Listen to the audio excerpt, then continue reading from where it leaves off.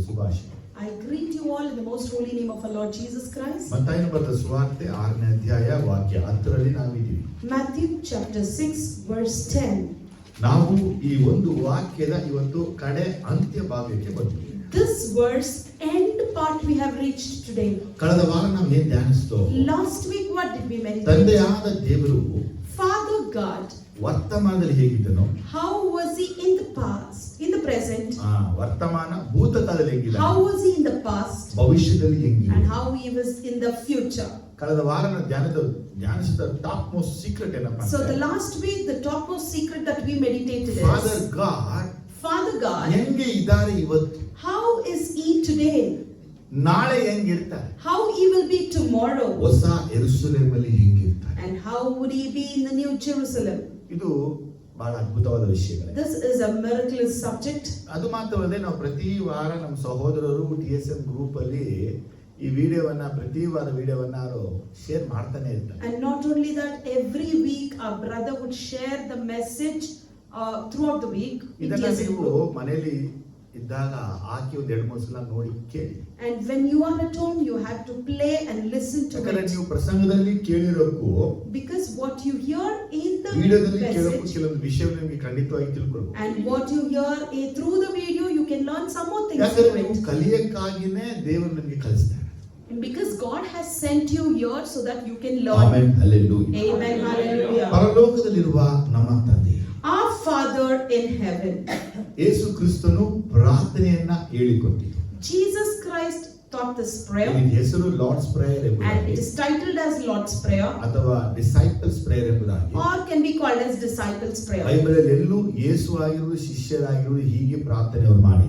In the whole Bible, it may be Jesus or his disciples never prayed like this. ಅದು ಇದು ಮಾತ್ರ ಕ್ಯಾಥಲಿಕ್ಗಳಲ್ಲಿ ಸೇಸಿಗಳಲ್ಲಿ ಕಡ್ಡಾಯವಾಗಿ ಈ ಪ್ರಾರ್ಥನೆಗಳನ್ನ ಅವರು ಮಾಡ್ತಾರೆ. But this prayer is mandatory to our Catholic brothers and CSI brothers and ಆದರೆ ಈ sisters. ಪ್ರಾರ್ಥನೆ ನಾವು ಏನಕ್ಕೆ ಧ್ಯಾನಿಸ್ತಾ ಇದೀವಿ ಅಂದ್ರೆ, But why are we meditating this prayer in Yesu depth? ಕ್ರಿಸ್ತನು ಈ ಪ್ರಾರ್ಥನೆಯಲ್ಲಿ ನಮಗೇನೆಲ್ಲ ಹೇಳಿದ್ದಾನೆ ನಾವು ತಿಳ್ಕೋಬೇಕು. We have to know what exactly Jesus Christ is speaking to us through this prayer. ನಾನು ಹಿಂದೆ ನಿಮ್ಗೆ ಹೇಳಿದೆ, I spoke to you ಇಲ್ಲಿ earlier. ಬರುವ ಪ್ರತಿಯೊಂದು ಪದಗಳಲ್ಲೂ ನಾವು ದೇವರನ್ನ ಧ್ಯಾನಿಸ್ತೀವಿ ಎಂಬುದು. Each and every word that comes in this prayer, we would be meditating in depth. ಅದನ್ನ ನಾವು ಕಳೆದ ವಾರ ಧ್ಯಾನಿಸ್ತೀವಿ. And we did that in the past weeks. ಅವರನ್ನ ಧ್ಯಾನಿಸ್ತೋ, Are we meditated? ಫಾದರ್ನ We ಧ್ಯಾನಿಸ್ತೋ, came to know about ಇನ್ನನ್ನ Father ಧ್ಯಾನಿಸ್ತೋ, in ಹೆವನ್ ಅನ್ನ and ಧ್ಯಾನಿಸ್ತೋ. heaven we finished. ಇವತ್ತು ಈ ವಾಕ್ಯದಲ್ಲಿ And in this verse, 3 ವಿಷಯಗಳನ್ನ ಇಟ್ಟು ನಾವು ಧ್ಯಾನಿಸಕ್ಕಾಗುತ್ತೆ. we are placing 3 subjects and meditating in ಆ depth. 3 ಸಬ್ಜೆಕ್ಟ್ ಏನಪ್ಪಾ ಅಂದ್ರೆ, And those 3 subjects ಈ are: ಅವರ್ ಅನ್ನುವಂತ ಪದವನ್ನ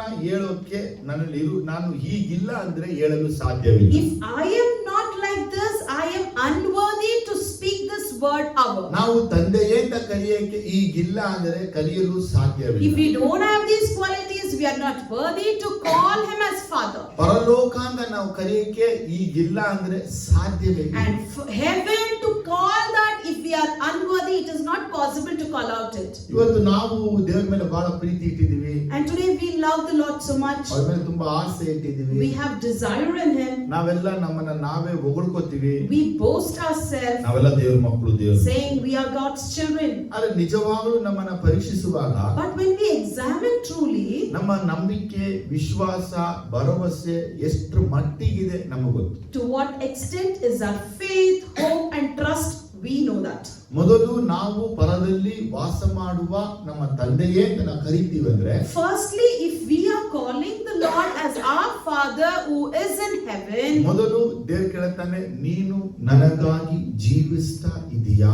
the first question that the Lord would ask you is, are you living for me? ನಾವು ಯೇಸುಗಾಗಿ ಈ ಭೂಮಿಯಲ್ಲಿ ಜೀವಿಸದೆ ಹೋದರೆ, If we do not live for Jesus in this world, ನಮ್ಮ ಅನ್ನುವಂತ ಪದವನ್ನ ಉಚ್ಚರಿಸಲು ಅಸಾಧ್ಯ. it is impossible to pronounce the word our here. ನಾವು ತಂದೆಯೇ ಅಂತ ಕರೆದು We address him as Father, ಅವರ ಮಕ್ಕಳ ಹಾಗೆ ನಡೆಯದೆ ಹೋದರೆ, and if we don't walk as his children, ಅವರನ್ನ ಅಬ್ಬಾ ತಂದೆ ಅಂತ ಕರೆಯಿದ್ರು ಅದು ವ್ಯರ್ಥ. and it is a vain if we call him as our Father. ಪರಲೋಕ ಪರಲೋಕ ಅಂತ ನಾವು ಕರೆದು, Even if we call as heaven and heaven, ಪರಲೋಕದಲ್ಲಿ ನಾವು ನಿಧಿಯನ್ನ ಇಡದೆ ಹೋದರೆ, if we don't place the treasure ನಮ್ಮ ಬಾಯಲ್ಲಿ ಪರಲೋಕ ಅಂತ ಹೇಳಿ ಯಾವ ಪ್ರಯೋಜನ ಇಲ್ಲ. And it is of no use by pronouncing the word heaven through our ಮೂರು mouth. ವಿಷಯನೇ, 3 things. ಮೂರೇ ವಿಚಾರ. Just 3 subjects. ಅವರಿಗಾಗಿ ಬದುಕಬೇಕು, For him we have to live. ಅವರ ಮಕ್ಕಳಾಗಿ ಇರಬೇಕು, We have to be as his children. ಪರಲೋಕದಲ್ಲಿ ಸ್ವತ್ತು ಮಾಡಬೇಕು. And we have to make our treasure in heaven. ಇವ್ರು ಮಾತ್ರ ಹೇಳಲು ಸಾಧ್ಯ, ಪರಲೋಕದಲ್ಲಿ ವಾಸ ಮಾಡುವ ನಮ್ಮ ತಂದೆ. Only such people are able or worthy to call him as a father in ಎಷ್ಟು heaven. ಜನಕ್ಕೆ ಇದು ಅರ್ಥ ಆಯ್ತು? How many of you understood this? ನಾನು I, ಯಾರು?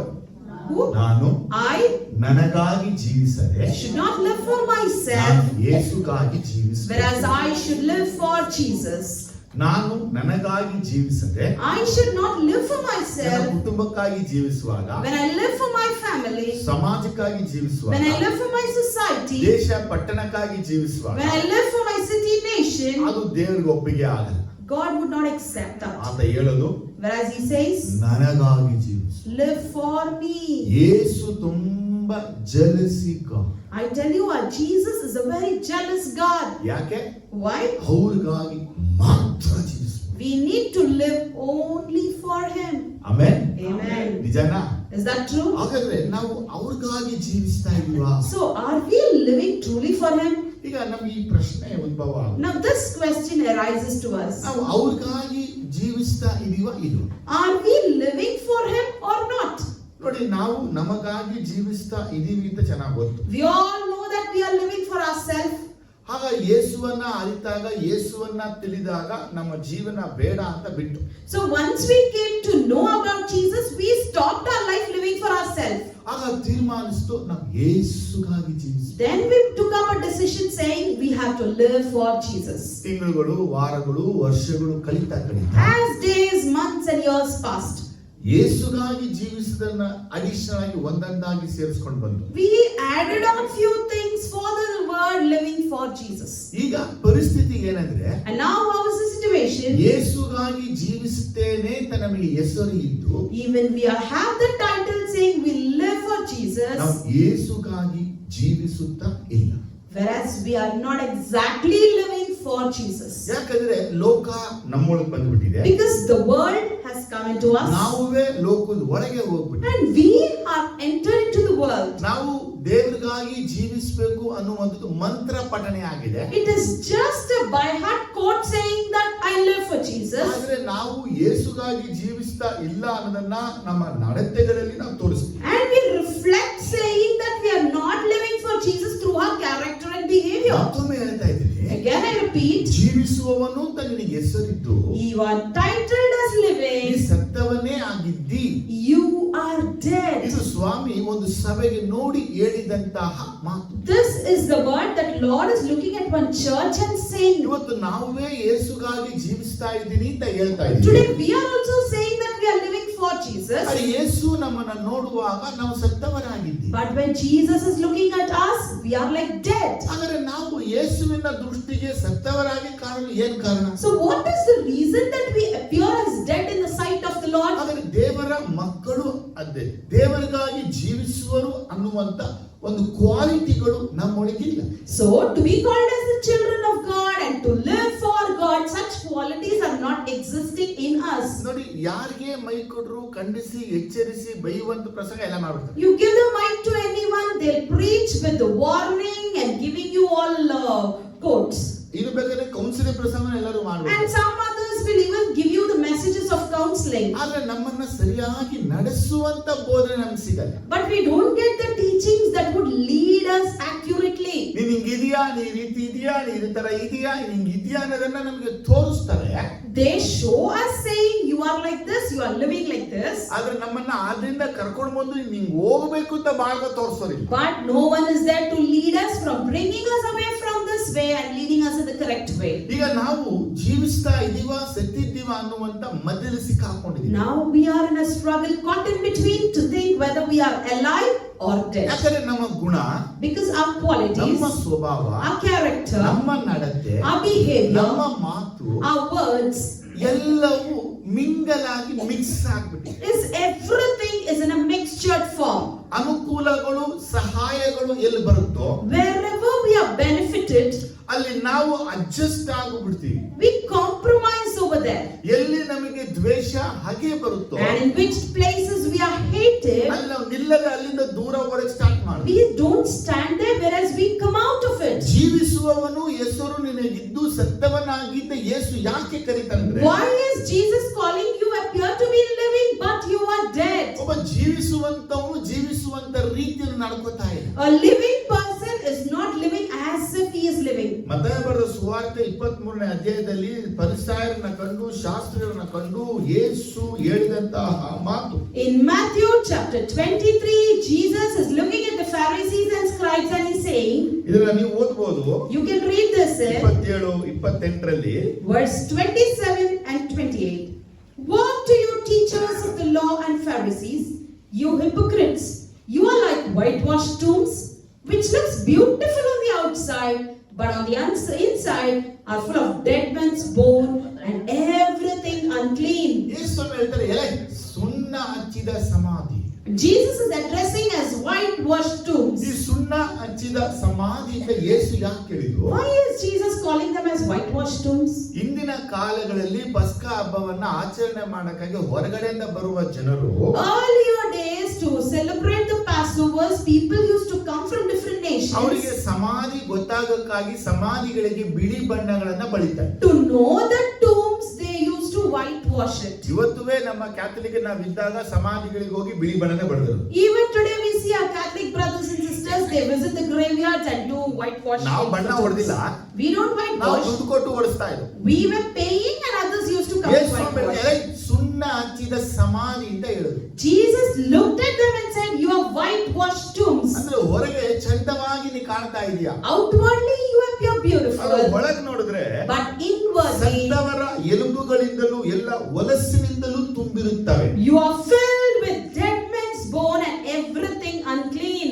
ಆದರೆ ನಮ್ಮ ಒಳಗೆ ಯೇಸು ನೋಡ್ತಾನೆ. So Jesus looks internally, ಜೀವಿಸುವವನು ನಿನಗೆ ಹೆಸರಿದ್ದರೂ ಸತ್ತವನೇ ಆಗಿದ್ದಿ ಅಂದ್ರೆ, and if he says as you are titled as living but actually you are dead, ಒಳ್ಳೆ ಟಿಪ್ ಟಾಪ್ ಬಟ್ಟೆ ಹಾಕೊಳ್ಳೋದು, we dress up ಅಥವಾ nicely, ಶೂಟ್ ಹಾಕೊಳ್ಳೋದು, we dress up in nice suit ಅಥವಾ ಒಳ್ಳೆ watch ಉಂಗುರ ಬ್ರೇಸ್ಲೆಟ್ ಎಲ್ಲ ಹಾಕೊಳ್ಳೋದು, and dress up in nice jewels, ಒಳ್ಳೆ ಶೂಗಳು ಹಾಕೊಳ್ಳೋದು, have some good footwear. ಇವುಗಳನ್ನ ಹಾಕೊಂಡು ನಾವು ಕಾಣುವಾಗ ಅವ್ರನ್ನ When we dress up like this and look at them, ಇವ್ರಂಗೂ ನಾನು, who am I? I should become like this ಅವ್ರಿಗೆ person. ನನಗಿದ್ದ ಕಾರ್ ಇರಬೇಕು, I need a car like him. ಅವ್ರ ರೀತಿ ನಮ್ಗೆ ಮನೆ ಇರಬೇಕು, I want a house like this ಅವ್ರ person. ನಮ್ಮಂತ ಫರ್ನಿಚರ್ಸ್ ಎಲ್ಲ I need the furnitures of that person's house ನಾವು to be. ಒಬ್ಬ ಮನುಷ್ಯನನ್ನ ನೋಡಿ ಅವನ ಹೊರಗಿನ ತೋರಿಕೆ ಅಂದ ಚಂದಗಳನ್ನ ನಮ್ಮ ಲೈಫ್ ಅಲ್ಲಿ ಅಡಾಪ್ಟ್ ಮಾಡ್ಕೊಳ್ಳೋಕ್ಕಾಗಿ ಪ್ರಯತ್ನಿಸಿ. We actually look at another person and try to adapt his lifestyle to us. ಆದ್ರೆ ನಾವು ಅವನ ಒಳಗೆ ನೋಡೋದಿಲ್ಲ.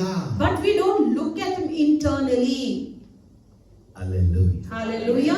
ಇವತ್ತು ನಾವು ಏನ್ ಒಳಗೆ ನೋಡೋಕ್ಕಾಗುತ್ತೆ? How can we look at a person ದೇವರೊಬ್ಬನಿಗೆ internally? ಹೃದಯವನ್ನು ಅಂತಾನನ್ನು ಪರಿಶೋಧಿಸಿ ತಿಳುಕೊಳ್ಳುವಂತ ಶಕ್ತಿ. Only God has the power to know the heart and the intentions. ಆದ್ರೆ ಯೇಸು ಸ್ವಾಮಿ ಈ ಭಾಗದಲ್ಲಿ ಅವರನ್ನ ತಿಳಿದುಕೊಳ್ಳುವಂತ ಜ್ಞಾನವಾಕ್ಯವನ್ನ ಬರೆದಿಟ್ಟಿದ್ದಾರೆ. But here we see Jesus Christ has written the wisdom word to know them.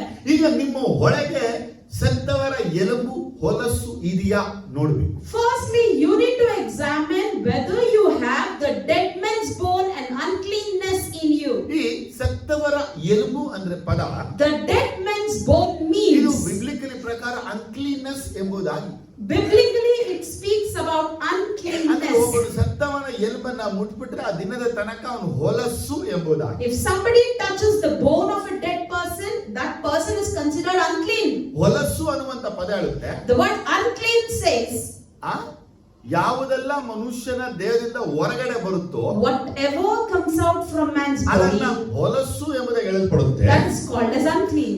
ಅನ್ಯ ಜನಗಳು ಮಾಡುವ ಕಾರ್ಯಗಳನ್ನ ನಾವು ಮಾಡುವಾಗ ಅವರ ದೃಷ್ಟಿಗೆ ನಾವು ಹೊಲಸಾಗಿ ಕಾಣ್ತೀವಿ. But whatever we do, like the Gentiles, to their sight we appear like unclean. ಅನ್ಯ ಜನರು ನಡ್ಕೊಳ್ಳುವ ರೀತಿ, Like the Gentiles behave, ಅನ್ಯರ ಜೊತೆ ಸೇರಿ ಅವರು ಮಾಡುವ ಕಾರ್ಯಗಳಿಗೆ ಸಹಾಯ, uniting with the Gentiles and helping them in their work. ಆಗ ನಾವು ನಮ್ಮ ಒಳಗೆ ಹೊಲಸು ಅಥವಾ ನಮ್ಮೊಳಗೆ ಸತ್ತವರ ಎಲುಬುಗಳು ಇದೆ ಅಂತ ತಿಳ್ಕೊಳ್ಬಹುದು. By that we can know that we have deceit and the dead men's uncleanness in us. That is Jesus both. ನಮ್ಗೆ ಅರ್ಥ ಆಗಕ್ಕೆ ಇನ್ನೊಂದು ಅರ್ಥವನ್ನು ಹೇಳ್ತಾರೆ. To make us clearly understand, Jesus is giving us another meaning. ಒಳಗೆ ಕಪಟ ಮತ್ತು ಅನ್ಯಾಯ ಎಂಬ ಎರಡು ಪದವನ್ನ ಯೇಸು ಹೇಳ್ತಾರೆ. Jesus speaks about injustice and hypocrisy ಇವಾಗ inside. ನಾವು ಮಾಸ್ಕ್ ಮ್ಯಾನ್ಗಳಾಗಿದ್ದೀವಾ? Are we such masked men? ಈ ಹಿಪೋಕ್ರೆಟ್ ಅಥವಾ ಕಪಟ ಅನ್ನುವಂತ ಪದಕ್ಕೆ ಗ್ರೀಕ್ ಅಲ್ಲಿ ಹೀರೋ ಅಂತ ಹೇಳಿ ಬರುತ್ತೆ. The word hypocrite in Greek translation says as hero. ಇವತ್ತು ಹೀರೋಯಿನ್ ಅಂತ ಯಾರು ಸೆಲೆಬ್ರಿಟಿ ನಾವು ಕೊಂಡಾಡ್ತೀವೋ, Whoever we celebrate calling the celebrities as hero and heroines, ಅವರ ರಿಯಲ್ ಲೈಫ್ ಅನ್ನ ಅವರು ಫಿಲಿಂ ಅಲ್ಲಿ ತೋರಿಸದೆ ಅದಕ್ಕೆ ತಕ್ಕಂತ ಸ್ಟೋರಿಗೆ ಆಕ್ಟಿಂಗ್ they ಮಾಡ್ತಾರೆ. are not reflecting their real life in the movie, whereas they enact according to the stories given.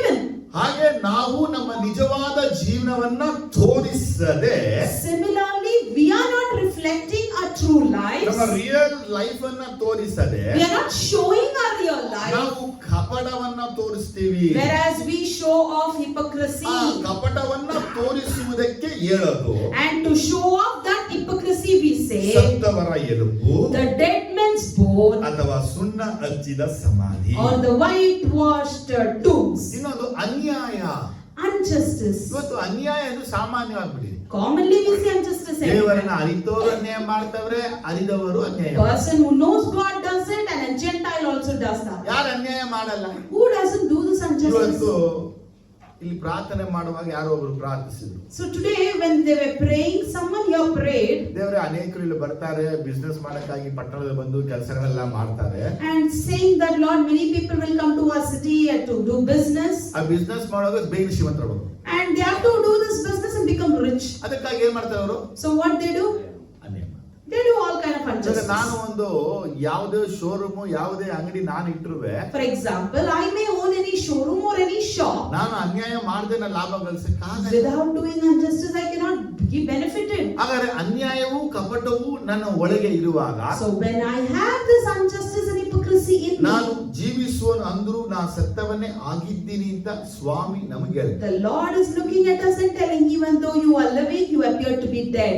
ಹಾಗಾದ್ರೆ ನೀವು ಯಾರಿಗೂ ಕಪಟ ಮಾಡಬಾರ್ದು, So you should not be hypocrite to ಯಾರಿಗೂ anyone. ಏಮಾರಿಸಬಾರ್ದು, You should not cheat ಯಾರಿಗೂ anyone. ವಂಚಿಸಬಾರ್ದು, You should not deceive ಯಾರಿಗೂ anyone. ಅನ್ಯಾಯವನ್ನ You ಮಾಡಬಾರ್ದು. should not do injustice to Amen. anyone. Hallelujah. Amen. Hallelujah. ಆಮೇಲೆ ಹಲ್ಲೆಲೂಯಾ. Amen. Hallelujah. ಅಪೊಸ್ತಲನಾದ ಪೌಲ ಹೇಳ್ತಾನೆ, The Apostle Paul says Galatia 2:20 in Galatians 2:20, ಕ್ರಿಸ್ತನೊಂದಿಗೆ ಶಿಲುಬೆಗೆ ಹಾಕಿಸಿಕೊಂಡವನಾಗಿದ್ದೇನೆ, ಇನ್ನು ಜೀವಿಸುವವನು ನಾನಲ್ಲ, ಕ್ರಿಸ್ತನು ನನ್ನಲ್ಲಿ ಜೀವಿಸುತ್ತಾನೆ. ಈಗ ಶರೀರದಲ್ಲಿರುವ ನಾನು ಜೀವಿಸುವುದು ಹೇಗೆಂದರೆ ದೇವಕುಮಾರನ ಮೇಲಣ ನಂಬಿಕೆಯಲ್ಲಿಯೇ. ಆತನು ನನ್ನನ್ನು ಪ್ರೀತಿಸಿ ನನಗೋಸ್ಕರ ತನ್ನನ್ನು ಒಪ್ಪಿಸಿಕೊಟ್ಟನು. ವರ್ಡ್ ಹೇಗಿದೆ ಅಂದ್ರೆ ಇಲ್ಲಿ? the word here tells, ಜೀವಿಸೋನು ನಾನಲ್ಲ, ಕ್ರಿಸ್ತನು ಜೀವಿಸ್ತಾನೆ. I am not living whereas Christ lives in me. ಹಾಗಾದ್ರೆ ಜೀವಿಸುವವನು ಹೆಸರಿದ್ದು ನೀ ಸತ್ತವನೇ ಆಗಿದ್ದ ಯೇಸು ಒಬ್ಬ ಸಭೆಗೆ ಹೇಳ್ತಾನೆ ಅಂದ್ರೆ, So Jesus is giving that you have the title as living, but you are actually dead. ಈ ವಾಕ್ಯ ಏನ್ ಬರ್ತದೆ ಅಂದ್ರೆ, And this word quotes, ಕ್ರಿಸ್ತನು ನನ್ನಲ್ಲಿ ಜೀವಿಸದೆ ಹೋದರೆ if Christ doesn't live in me, ಆಗ ನಾನು ಸತ್ತವನೇ ಆಗಿದ್ದೀನಿ. then I am dead. ಹಾಗಾದ್ರೆ ಕ್ರಿಸ್ತನು ನನ್ನಲ್ಲಿ ಜೀವಿಸ್ತಾ ಇದ್ದಾನಾ? So when is Christ truly living in me? ಏನು ಕ್ರಿಸ್ತನು ಜೀವಿಸೋದು ಅರ್ಥ? What does it exactly mean? ಇವಾಗ ಯೇಸು ಸ್ವಾಮಿ ಬಂದ ನೊಳಗೆ ಇದಾನಾ? Is Jesus living in me? ಎಲ್ಲರೂ ಇದಾನೆ ಇದಾನೆ They ಇದಾನೆ. just say yes, yes, living. ಯೇಸು ನಿಮ್ಮೊಳಗೆ ಇದಾನೆ ಅಂದಮೇಲೆ If Jesus is living in ನೀವು you, ಅವ್ರ ಮೇಲೆ ನಂಬಿಕೆಯಿಂದ ಜೀವಿಸ್ಬೇಕು. you should live in Him through ಎಲ್ಲ faith. ನೋಡ್ಕೊತಾರೆ. He takes care of ಎಲ್ಲ everything. ಗೊತ್ತವ್ರಿಗೆ. He knows ನಿಮ್ everything. ಒಳಗೆ ಯೇಸು ಇದ್ಮೇಲೆ When Jesus is in you, ಇನ್ನೊಬ್ಬರ ಬಳಿ ಹೋಗಿ ಸಹಾಯವನ್ನ ಕೇಳುವಂತ ಅವಶ್ಯಕತೆ ನಿಮಗೆ. it is not necessary for you to go and get help from others. ನಿಮ್ಮ ಮನೆಯಲ್ಲೇ ಡಾಕ್ಟರ್ ಇಟ್ಕೊಂಡು ಇನ್ನೊಬ್ಬರು ಡಾಕ್ಟರ್ ಹುಡುಕುವಂತ ಅವಶ್ಯಕತೆ ಇಲ್ಲ. When you have a physician in your house, it's not necessary for you to go out and find a physician. ಹಾಗಾದ್ರೆ ನಾನು ಜೀವಿಸ್ತಾ ಇದ್ದೀನಿ, ನನಗೆ ಹೆಸರು ಉಂಟು. So I have the name as I am living, ಆದರೆ ಕ್ರಿಸ್ತನು ನನ್ನಲ್ಲಿ ಜೀವಿಸ್ತಾ ಇದೆ. but Christ is not living in me. ಹಾಗಾದ್ರೆ ಕ್ರಿಸ್ತನು ನನ್ನಲ್ಲಿ ಜೀವಿಸ್ತಿರಕ್ಕೆ ಏನು ಕಾರಣ? What is the reason that Christ is not living in me? ಇವತ್ತು ಕ್ರಿಸ್ತನು ಜೀವಿಸ್ತಾ ಇದ್ದಾನೆ ಇಲ್ವಾ? Is Christ truly living in you? ಜೀವಿಸ್ತಾ ಇದೆ. Yes. ಆದ್ರೆ ನನ್ನಲ್ಲಿ ಯಾಕೆ ಜೀವಿಸ್ತಾ ಇಲ್ಲ? But why is he not living in me? ಹಾಗಾದ್ರೆ ಇವರಲ್ಲಿ ಜೀವಿಸ್ತಾ ಇದ್ದಾನಾ? Is he living in that person? ಹೌದು. Yes. ಇವ್ರು ಜೀವಿಸ್ತಾ Is ಇದ್ದಾರಾ? he living in this person? ಹೌದು. Yes. ಮತ್ತೆ ನನ್ನಲ್ಲಿ ಯಾಕೆ ಜೀವಿಸ್ತಾ ಇಲ್ಲ? Why not in me? ಯೇಸು ನಮ್ಮೆಲ್ಲರೊಳಗೆ ಜೀವಿಸಕ್ಕಾಗಿ ತನ್ನನ್ನು ಒಪ್ಪಿಸಿಕೊಟ್ಟನು. Jesus committed himself to live in each one of us. ಆದ್ರೆ ನಾವು ಈ ದಿನಗಳಲ್ಲಿ ಆತನ ಮೇಲೆ ನಂಬಿಕೆ ಕೊರತೆಯಿಂದಲೇ ಆತ ನಮ್ಮೊಳಗೆ ಜೀವಿಸ್ತಿಲ್ಲ. Just because we lack faith in him, he is not dwelling in us. Hallelujah. Amen. Hallelujah. Amen. Hallelujah. Amen. ಈಗ Hallelujah. ನಾನು ಜೀವಿಸ್ತಾ ಇದ್ದೀನ, ಕ್ರಿಸ್ತನು ಜೀವಿಸ್ತಾ Am ಇದ್ದಾನೆ. I living or is Christ living in ಈಗ me? ಪ್ರಶ್ನೆ ನನಗೊಂದು. That's the question. ನಾವು hour ಅನ್ನುವಂತ our father in heaven ಈ ಪದಗಳನ್ನ ಕರಿತೀವಿ ಅಂದ್ರೆ, We call out this word saying, Our Father in heaven. ನಾವು ಯೇಸುಗಾಗಿ ಜೀವಿಸದೆ, ದೇವರಿಗಾಗಿ ಜೀವಿಸದೆ ಆ ಫಾದರ್ ಇನ್ ಹೆವನ್ ಕರೆಯಲು ಸಾಧ್ಯವಿಲ್ಲ. It is impossible for me to call him as our Father in heaven without living for him. ಆದರೆ ಯೇಸು ನನ್ನೊಳಗೆ ಜೀವಿಸಬೇಕು. So Jesus has to live in me.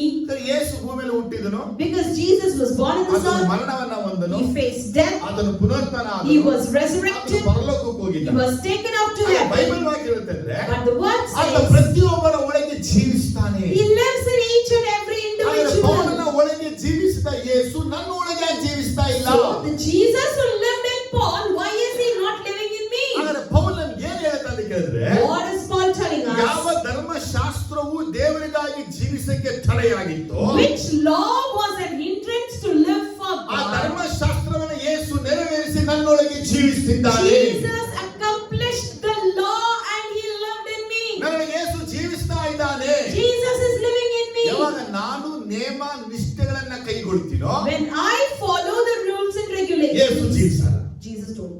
ಯಾಕೆ? Why? ಇದೆಲ್ಲ ಲಾಗೆ ಸಂಬಂಧಪಟ್ಟಿದೆ. Because all these things are related to law. ಇದನ್ನೇ ಪೌಲ ಹೇಳ್ತಾ ಇರೋದು, This is what Paul says. Jesus ನಿನ್ನೊಳಗೆ ಜೀವಿಸಬೇಕು ಅಂದ್ರೆ If Jesus has to live in you, ಮೋಶೆಯ ಧರ್ಮಶಾಸ್ತ್ರವನ್ನು ಕೈಗೊಂಡು ನಡಿಬೇಡ. you don't walk according to the law of Moses. Moses law ಏನೋ ಹೇಳುತ್ತೆ, The law of Moses speaks so many ಆ things, ಲಾನ ಯಾರು ಫಾಲೋ ಮಾಡಕ್ಕಾಗಲ್ಲ. and no one can follow it ಆ accurately. ಧರ್ಮಶಾಸ್ತ್ರನ ನಮ್ಮನ್ನ ಯೇಸು ಬಿಡಿಸಿದನು, Whereas Jesus delivered us from that law, Dharmashastra ಶಾಪಗಳಿಂದ He ಬಿಡಿಸಿದನು. delivered us from the curse of the ಈ law. ಧರ್ಮಶಾಸ್ತ್ರದ ಎಲ್ಲ ಒಂದು ಹೊರೆ ಭಾರಗಳಿಂದ He ಬಿಡಿಸಿದನು. delivered us from all the burdens of that law. ಯಾವ ಪಾಪದ ನನ್ನನ್ನು ಬಿಡಿಸಿದನು. Which law, which sin I was into, He delivered us. ಈಗ ನಾನು ಹೇಳ್ತೀನಿ, ನಾನು ಬಿಡುಗಡೆ ಆಗಿದ್ದೇನೆ. And now I say I'm redeemed, ಈಗ ನಾನು ಜೀವಿಸ್ತಾ ಇದ್ದೇನೆ. and I am living. ನನ್ನ ಮೇಲೆ In me, ಮೋಶೆಯ ಧರ್ಮಶಾಸ್ತ್ರ ಆಳ್ವಿಕೆ ಮಾಡ್ತಿಲ್ಲ, the ruling of the law of Moses is not name there. ನಿಷ್ಠೆಗಳು ಆಳ್ವಿಕೆ The ಮಾಡ್ತಾ rules ಇಲ್ಲ, and regulations are not ruling. ಸಂಪ್ರದಾಯಗಳು ಆಳ್ವಿಕೆ The ಮಾಡ್ತಾ ಇಲ್ಲ, traditions are not ruling. ಆಚಾರ ವಿಚಾರಗಳು ಆಳ್ವಿಕೆ The ಮಾಡ್ತಾ ಇಲ್ಲ, customs are not ruling me. ದಿನ ವೇಳೆ ಸಮಯ ತಿಂಗಳು ಆಳ್ವಿಕೆ The ಮಾಡ್ತಾ ಇಲ್ಲ. days, months and time is not ruling ನನ್ನಲ್ಲಿ me. ಕ್ರಿಸ್ತನು ಜೀವಿಸ್ತಾನೆ. Whereas Christ lives in me.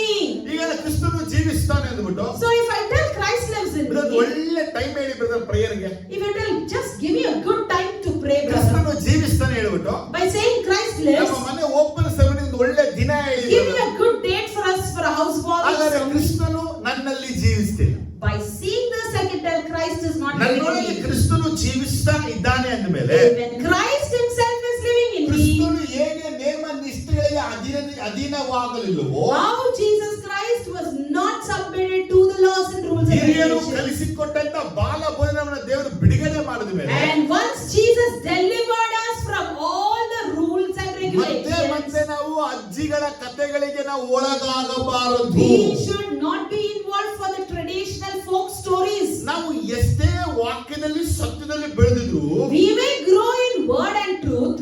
ಕೆಲವೊಂದು ಸರ್ಕಮ್ಟೆನ್ಸ್ ಗಳಲ್ಲಿ ಅಜ್ಜಿ ಕಥೆಗಳನ್ನ ಹಿಡಿದು ಬಿಡ್ತೀವಿ. In some circumstances, we catch hold of the tales of grandma's tales. ನಾವು ಚಿಕ್ಕವರಾಗಿದ್ದಾಗ And when we were small, ಎಲ್ಲ ಓಡ್ತಾ ಇದ್ರು. we were running. ಇವತ್ ಮಕ್ಕಳು ಎಲ್ಲಿ ಓಡ್ತವೆ? Today's children, we can't Phone find them ಅಲ್ಲಿ running. ಓಡ್ತಿರ್ತಾರೆ. They are running in the phone. ಜಾರಿ ಬಿದ್ದು And I just slipped and fell. ಬಿದ್ಮೇಲೆ ಎರಡು ಮಂಡಿ ಕೈಯೆಲ್ಲ ಏಟು. After falling, my knee and my elbows ಆಗ got ನಾವು hurt. ಹಿಂಗೆ ಮನೆಗೆ ಬರ್ತಾ And I walked home limping.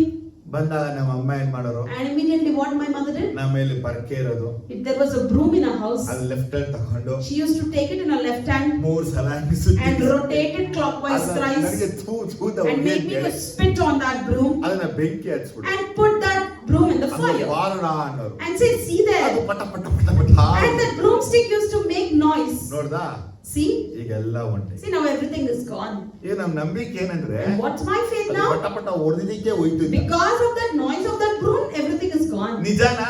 Is that true? ಇವತ್ತು ನಾವ್ ಯಾರಾದ್ರೂ ನಮ್ಮ ಮಕ್ಕಳು ಬಿದ್ರೆ Today, if our children fall, hospital ಕರ್ಕೊಂಡು ಹೋಗಿ where will we take them to the hospital? Injection We'll ಕೊಟ್ಬಿಟ್ಟು give them a TT ಬೆಟ್ಟ ಬೆಟ್ಟ ಆಯಿಂಟ್ಮೆಂಟ್ and ಹಚ್ಚಿಬಿಟ್ಟು apply the ointment to the wound ಮಲಗಿಸ್ತೀವಿ. and make them to rest. ಈಗ ನಾವು ಎರಡರಲ್ಲಿ ಯಾವ್ದು ಸರಿ ಯಾವ್ದು ತಪ್ಪು? In these 2 points, which is correct and which is wrong? First second First one or second one? Correct ಅಲ್ವಾ? Is that correct? ಕರೆಕ್ಟಾ? ಹೀಗೆ ನಾವು ಯೇಸುವಲ್ಲಿ ಜೀವಿಸ್ತೀವಿ ಅಂತ ಗೊತ್ತಾದ ಮೇಲೆ Like this, once we realize that we live in Christ, ಅಜ್ಜಿ ಮಾತು, the grandma's ಅತ್ತೆ words, ಮಾತು, the auntie's ಮಾವ words, ಮಾತು, my uncle's ಸಂಬಂಧಿಕರ words, ಮಾತು, the relatives' ಸ್ವಂತ words, ಜನರ the ಮಾತುಗಳನ್ನ old people's words, ನಮ್ಮ ಜೀವನದಲ್ಲಿ ಅಳವಡಿಸಿಕೊಳ್ಳು. we inculcate their words in our ಈ life. ಸತ್ಯವೇದ ಏನು ಹೇಳುತ್ತೆ ಹಂಗ್ ನಡೀಬೇಕು. What the scripture says, we have to walk accordingly. ಎಷ್ಟೋ ಸಲ ನಾನೇ ಹೇಳ್ಬಿಟ್ಟಿದ್ದೀನಿ, Many a times I've ಒಂದು said, ವೇಳೆ ಇರೋ ವಾಕ್ಯವನ್ನ ನಾನೇ ಅಕಸ್ಮಾತ್ ಆಗಿ ತಪ್ಪಾಗಿದ್ರೆ ನನ್ನ ಬಂದ್ಬಿಟ್ಟು ನಂಗೆ ಹೇಳ್ಬೇಕು, ಇದು in ತಪ್ಪು case ಹೇಳ್ತಾ by ಇರೋದು. accidentally if I have spoken anything wrong, you have to come and tell me what you have said is wrong. ಹೆಂಗ್ ತಪ್ಪು ಅಂತ ನೀನ್ ನಂಗೆ ಹೇಳಿದ್ರೆ If you justify me in saying how ಅದು I ಏನ್ was ಸರಿ wrong, ಅಂತ ನಾನು ಹೇಳ್ತೀನಿ. I'll tell you to what extent I was ಅಂದ್ರೆ correct. ನಾವೇ ಒಳಗೆ ಇಟ್ಕೊಂಡು If I keep it in myself ಮಸಾಲೆ ಹಾಕೋದ. and add on masalas to it. Hallelujah, amen. Yes, amen, hallelujah. ಫಿಲಿಪ್ಪಿ 1ನೇ ಅಧ್ಯಾಯದಲ್ಲಿ In Philippians 1, 20-21 20-21, ಹೇಗೆಂದರೆ ನಾನು ಯಾವ ವಿಷಯಲಾದರೂ ನಾಚಿಕೆ ಪಡದೆ ಎಂದಿನಂತೆ ಈಗಲೂ ಸಹ ತುಂಬಾ ಧೈರ್ಯವಿರುವುದರಿಂದ ಬದುಕಿದರೂ ಸರಿಯೇ ಸತ್ತರೂ ಸರಿಯೇ ನನ್ನ ದೇಹದ ಮೂಲಕ ಕ್ರಿಸ್ತನಿಗೆ ಮಹಿಮೆ ಉಂಟಾಗಬೇಕೆಂದು ನನಗೆ ಬಹಳ ಅಭಿಲಾಷೆ ಇದೆ. ಹಾಗೆಯೇ ಆಗುವುದೆಂದು ಭರವಸೆ ಉಂಟು. ನನಗಂತೂ ಬದುಕುವುದೆಂದರೆ ಕ್ರಿಸ್ತನೇ, ಸಾಯುವುದೇ ಲಾಭ. ಇದು Philippi 1:20 ಬೆಲ್ಪಟ್ಟಿದೆ. it is written in Philippians 1, ಇದು 20-21. ಕ್ರೈಸ್ತರ ಮಧ್ಯದಲ್ಲಿ ಬಹಳವಾಗಿ ಧ್ಯಾನ ಮಾಡುವಂತ ವಾಕ್ಯ. This is the common meditating words for the Christians. ನನಗೆ ಬದುಕುವುದೆಂದರೆ, For me, living is for ಯಾರು ಹೇಳ್ತಾ ಇಲ್ಲ, Christ. ಹೇಳಿ. Say this loudly. ಬದುಕುವುದೆಂದರೆ For me, living is for ಕ್ರಿಸ್ತನೇ, Christ, ಸಾಯುವುದೇ and dying ಲಾಭ. is benefited. ಪೌಲ ಆಕ್ಚುಲಿ ಈ ವಿಷಯ ಹೇಳ್ತಾ ಇದ್ದಾನೆ. Why Paul is telling us like this? ಸಾಯ್ತೀನಿ ಅಂತ ಯಾವತ್ತು Say, ಹೇಳ್ಬೇಡ, never say that you're dying. ಸಾಯ್ತೀನಿ ಅಂತ ಯಾವತ್ತು ಹೇಳ್ಬೇಡ, Never say that you're dying. ಹಂಗೆ ಹೇಳ್ಬಾರ್ದು. ನಾ You ಎಷ್ಟು should ಜನಕ್ಕೆ not say. I tell many people like ಆದ್ರೆ this. ಇಲ್ಲಿ ಪೌಲ ಹೇಳ್ತಾ ಇದ್ದಾನೆ, But here Paul ನನಗೆ tells, ಸಾಯುವುದು ಲಾಭ. for me, dying is benefited. ಯಾಕೆ ಸಾಯುವುದು ಲಾಭ ಎಂಬುದಾಗಿ ಹೇಳಿದ? Why is it benefiting me? ನಾವು ಯೋಚಿಸಬೇಕು. I need to ಈ think ಫಿಲಿಪ್ಪಿ more. ಪತ್ರಿಕೆಯನ್ನು ಪೌಲ ಬರೆಯುವಾಗ ರೋಮಲ್ಲಿ ಜೈಲೊಳಗಿದ್ದಾನೆ. When Paul is writing the letter to Philippians, he is actually in the prison. ಆಯ್ತು, ಇವನ ಅಂತ್ಯ ಕಾಲಕ್ಕೆ He has come to his end days. ಬಂದ್ಬಿಟ್ಟಿದ್ದಾನೆ. ಹಾಗಾದ್ರೆ ನಾವು ನಮ್ಮ ಜೀವನದಲ್ಲಿ ಬದುಕುವುದು ಕ್ರಿಸ್ತನಿಗಾಗಿ. So we in our life will live for Christ. ಯಾರಿಗಾಗಿ? For whom? ಜೋರ ಚೊಂಗು ಪಾಕಲ, ಹಲ್ಲೆಲೂಯಾ. Loudly say hallelujah. ಜೋರ ಚೊಂಗು. A loud hallelujah. ನಾನು ಕ್ರಿಸ್ತನಿಗಾಗಿ ಬದುಕುತ್ತೇನೆ. I will live for Christ. ನಾನು ಕ್ರಿಸ್ತನಿಗಾಗಿ ಬದುಕುತ್ತೇನೆ. I will live for ನಾನು Christ. ಕ್ರಿಸ್ತನಿಗಾಗಿ ಬದುಕುತ್ತೇನೆ. I will live for Christ. ನಾನು ಯಾವಾಗ ಕ್ರಿಸ್ತನಿಗಾಗಿ ಬದುಕುತ್ತೇನೋ When I will live for Christ, ಆಗ ನಾವು ನಮ್ಮ ಎಂಬ ಪದವನ್ನು ಉಪಯೋಗಿಸಬಹುದು. we can use our there. ನಾನು ಯೇಸುಗಾಗಿ ಬದುಕದೆ ಹೋದರೆ, If I don't live for Christ, ನಾನು ಯೇಸುಗಾಗಿ ಜೀವಿಸದೆ if ಹೋದರೆ, I'm not living for ನಾನು Him, ಯೇಸುಗಾಗಿ ಬಾಳದೆ if ಹೋದರೆ I'm not living my life ಏನ್ for ಪ್ರಯೋಜನ? Him, what's the use? ಎಷ್ಟು ವರ್ಷ ಇರ್ಬೋದು? How long may you live? ಎಷ್ಟು ವರ್ಷ ನಾ ಬಾಳ್ಬೋದು? How long may you live? ನಾನು ಪ್ರತಿಯೊಬ್ಬರಿಗೆ ಅದೇ ಹೇಳ್ತಿದ್ದೆ. Every time I say ಎಷ್ಟು this, ವರ್ಷ ಇರ್ಬೋದು ನೀವು? how long you may live? ತೀರ್ಮಾನ ಮಾಡಿ. Decide it. ಯೇಸುಗಾಗಿ ಬಾಳಿ. Live for Jesus. ಒಂದಿನ ಬಾಳಿ, Live one day. ನಾಳೆ ಸತ್ತೋಗ್ತೀವಿ, Tomorrow you die. ಪರಲೋಕಕ್ಕೆ ಹೋಗ್ತೀವಿ. You'll go to ಆದ್ರೆ heaven. 99 ವರ್ಷ ಬಾಳ್ಬಿಟ್ಟು But living for 99 years ನಾಳೆ ಒಂದಿನ ಮಾತ್ರ and tomorrow one day. ಆದ್ರೂ ಮನಸ್ಸು ಎಳೀತದೆ. Even if you come on that one day, how will your mindset be? ಒಬ್ರು ಹಿಂಗೆ ಹೇಳ್ತಾ ಇದ್ರು, One person said to me like this, ಯಾಕೋಬನ ಪತ್ರವಿದೆಯಲ್ವಾ, in the book of James we see, 99 ತಪ್ಪುಗಳನ್ನ ಮಾಡಿ ಒಂದನ್ನ ಮಾಡಿದ್ರೆ ಒಳ್ಳೇದಾಗ್ಬಿಡುತ್ತೆ. if you do 99 mistakes and if you do one goodness, it's equal to be good. ತುಂಬಾ ಚೆನ್ನಾಗಿ ಹೇಳಿದ್ರಿ. It is very nice. ನಾ ಒಂದು ಪ್ರಶ್ನೆ ಕೇಳಿದೆ. Shall I ask you one question? ಯೇಸು ಸ್ವಾಮಿ 99 ಮಾತ್ರ ಹೇಳಿದ್ರು.